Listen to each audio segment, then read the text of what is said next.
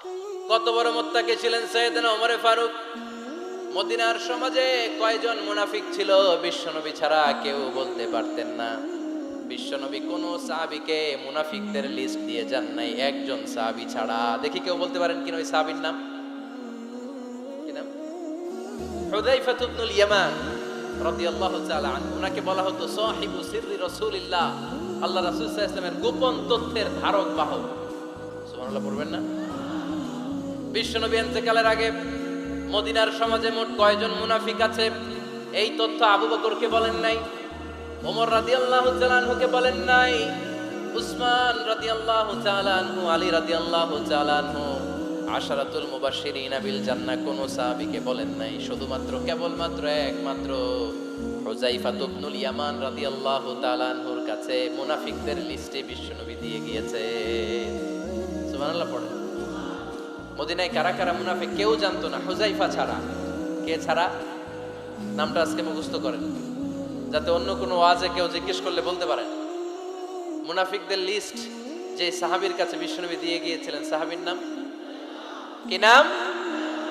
নামটা কেমন লাগে? ভাল লাগে? অনেকে আমারে জিজ্ঞেস করে, হুজুর আমার ছেলে হবে আগামী মাসে, একটা নাম দেন। নাম দিয়ে দিলাম হুযায়ফা। যাদের হবে ছেলে, এলাকায় যাদের নেক্সট কয়েক মাসে ছেলে হবে, খালি হুযায়ফা চলবে। কি চলবে? ভাল লাগে? নামটা ভাল লাগে?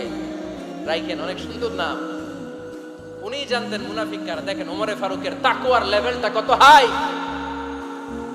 ওমরে ফারুক একদিন হুযায়ফা রাদিয়াল্লাহু তাআলা আনহুর কাছে গেলেন, যে বললেন, হুযায়ফা, বিশ্বনবী ইন্তেকালের আগে মুনাফিকদের নামের লিস্টটা কারো কাছে দেয় নাই, আমার জানা নাই, সাইয়েদনা আবু বকরের জানা নাই, কোন সাহাবীর জানা নাই, তুমি ছাড়া। আমি তোমার কাছে জানতে চাই, আমি ওমরের নামটা ওই মুনাফিকদের খাতায় আছে কিনা আমার একটু বলো। আমার ওমরের নামটা ওই মুনাফিকদের লিস্টিতে একটু আছে কিনা, নামটা একটু বলো। যদি থাকে আমি ভালো হয়ে যাব, আমি নেফাকি দূর করে পাক্কা মুমিন হতে চাই। আমার নাম যদি মুনাফিকের লিস্টে থাকে আমি তো শেষ। হুযায়ফা চোখের পানি ছেড়ে দিয়ে বলে, আমিরুল মুমিনিন, কেমন প্রশ্ন করলেন আপনি? আপনি বিশ্বনবীর শ্বশুর, এই উম্মতে আপনার পজিশন 3 নাম্বার। আপনারে মুনাফিকরা ভয় পায়, শয়তান আপনারে ভয় পায়। আপনি জান্নাতে সব বয়স্ক লোকদেরকে নিয়ে জান্নাতের মধ্যে আগে আগে ঢুকবেন, কেমন করে মুনাফিকদের কাতারে আপনার নাম থাকতে পারে? ওমর সুবহানাল্লাহ পড়েন। কি বিনয়ী, কি তাকওয়া। হুযায়ফাকে যে ধরতেন, হুযায়ফা একটু বলো না আমার নামটা মুনাফিকদের লিস্টিতে আছে কিনা। ওমরে ফারুকের যদি এই টেনশন থাকে যে আমি মুনাফিক হয়ে গেলাম কিনা, আমাদের এই টেনশন থাকার দরকার আছে না নাই? হ্যাঁ, যেন সব সময় আল্লাহর কাছে দোয়া করতে হবে, আল্লাহ তুমি নেফাকি থেকে আমাদেরকে বাঁচাও। আরো জোরে পড়েন আমিন। আপনারা ওঠা বসা শুরু করলেন কেন? অনেক রাত হয়ে গেছে তাই? হ্যাঁ, শেষ করে দেই তাহলে না? যে অনেকের কষ্ট হচ্ছে মনে হচ্ছে। হ্যাঁ, এক নম্বরে যাচ্ছে এটা সব মুখস্থ দেখি। হ্যাঁ, 1 নাম্বার, 2 নাম্বার, 3 নাম্বার। 1 নাম্বার হইল পেশাবখানা, 2 নাম্বার পায়খানা, 3 নাম্বার নাকি এইটা?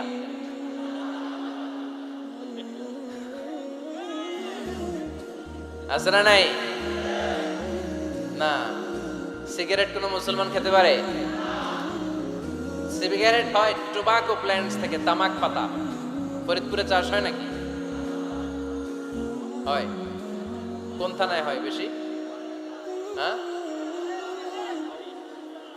তামাক ক্ষেত যারা দেখছেন কোন বেড়া লাগানো লাগে? কারণ ছাগলেও মুখ দেয় না। তো যেটা ছাগলে খায় না এটা কোনো মুমিন বান্দা খাইতে পারে? তো খান কেন এগুলো পচা জিনিস? হ্যাঁ, এই পৃথিবীতে বিড়ি আর সিগারেটই একমাত্র খানা যেটা টয়লেটে ঢুকে খাওয়া যায়, তাই না? পৃথিবীতে সিগারেট আর বিড়ি একমাত্র খাবার। রাগ করবেন না, যারা খান রাগ করেন না। আবার একটু কমন সেন্সটা কাজে লাগানোর জন্য, চিন্তার জন্য বলতেছি। এটাই পৃথিবীর একমাত্র খাবার যেই খাবারের গায়ে এই খাবারের বদনাম লেখা থাকে, স্মোকিং কজেস ক্যান্সার। ধূমপান কর্কট রোগের কারণ, ধূমপান স্বাস্থ্যের পক্ষে ক্ষতিকারক লেখা থাকে না? আচ্ছা ধরেন ফরিদপুরের একটা কোম্পানি নতুন চানাচুর বের করছে, ওই চানাচুরের গায়ে লেখা এই চানাচুর খাওয়ার 1 ঘন্টার মধ্যে বমি শুরু হবে আর ডায়রিয়া হবে। খাবেন? কি কইবেন? তুই খা। দোকানদারে কি কইবেন? তুই খা, তোর বমি হোক, তোর 14 গোষ্ঠীর ডায়রিয়া হোক, আমি টাকা দিয়ে এগুলো কিনবো না, ঠিক কিনা? কারণ এই প্রোডাক্টের গায়ে এই প্রোডাক্টের বদনাম লেখা, এটা আমরা কিনবো কেন? কিন্তু সিগারেটের উপরে সিগারেটের বদনাম লেখা থাকার পরও আমরা খাই, টয়লেটে বসে খাই। আহা, এটার মধ্যে একটা পয়জন আছে, এটাকে বলে স্লো পয়জন, নিকোটিন।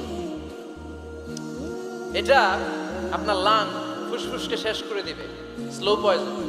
সিগারেট খাওয়া অনেকটা আত্মহত্যা শামিল। বিষ খেলে সাথে সাথে মরে, সিগারেট খেলে ধুকে ধুকে মরে।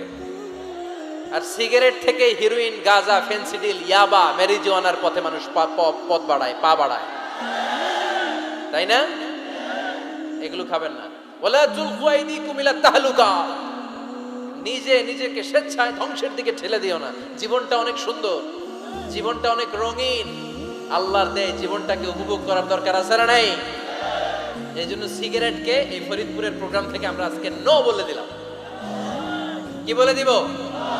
আওয়াজ করে সবাইকে আমরা সবাই একসাথে বলবো, সিগারেটকে কি বললাম?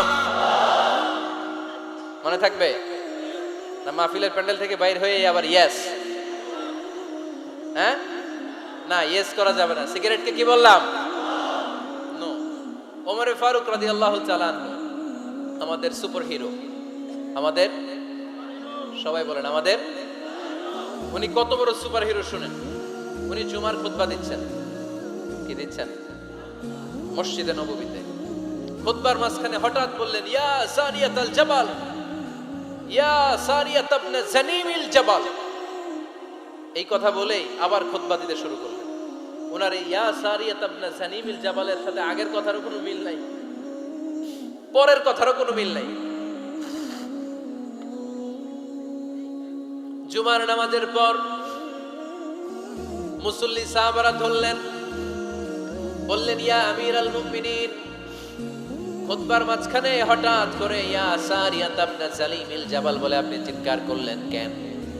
আপনার এই বাক্যের সাথে আপনার খুতবার আগের বাক্যের কোনো মিল নাই, আপনার খুতবার পরের বাক্যেরও কোনো মিল নাই। এই কথা আপনি কারে বললেন? কারে উদ্দেশ্য করে বললেন? এই কথার তাৎপর্য কি আমাদেরকে বুঝিয়ে বলেন। ওমর ফারুক বললেন, আমি যখন খুতবা দিচ্ছি আমি দেখতে পেলাম ওই যে কয়েক মাস আগে আমি আমার মুসলিম সেনাবাহিনী পারস্যে আক্রমণের জন্য পাঠিয়েছি, বর্তমান ইরানের ওই বিশাল এলাকাতে পারস্যে আমি আমার ব্যাটালিয়ন পাঠিয়েছি। আমি হঠাৎ করে দেখতে পেলাম আমার মুসলিম বাহিনীর সেনাপতি যুদ্ধের এক পর্যায়ে তার ডানে আছে উপত্যকা, বায়ে আছে পাহাড়, সে পাহাড়ি রাস্তা ছেড়ে দিয়ে উপত্যকার দিকে যেতে শুরু করেছে। আমি দেখতে পেলাম আমার মুসলিম বাহিনী যদি উপত্যকার দিকে ছুটে বেড়ায়, কাফির মুশরিকরা আমার মুসলিম বাহিনীকে কচুকাটা করে ফেলবে। তাই আমি এখান থেকে তাদেরকে কমান্ড দিয়ে বলেছি, ইয়া সারিয়াতাল জাবাল, উপত্যকার দিকে নয় পাহাড়ের দিকে যাও, তাহলেই তোমাদের বিজয় নিশ্চিত হয়ে যাবে। উপত্যকার দিকে যেও না, ইলাল জাবাল, ইলা সারিয়াতিল জাবাল, পাহাড়ের দিকে ছোট। সাহাবারা অবাক, ঘটনা কি? উনি বসে আছেন মদিনায় মসজিদে নববীর মিম্বারে দাঁড়িয়ে, উনি যদি ইয়া সারিয়াতাল জাবাল বলে, এটা কি ইরানে যাবে নাকি? ও মিয়া, তখনকার সময়ে বর্তমানের মতো মোবাইল ছিল নাকি? ইন্টারনেট ছিল নাকি? কিছু ছিল? খালি মুখে আমি যদি বলি ইয়া সারিয়াতাল জাবাল, এটা ইরানে যাবে, ইন্ডিয়ায় যাবে, ঢাকায় তো যাবে, ফরিদপুর শহরেই তো বসবে না, ঠিক কিনা?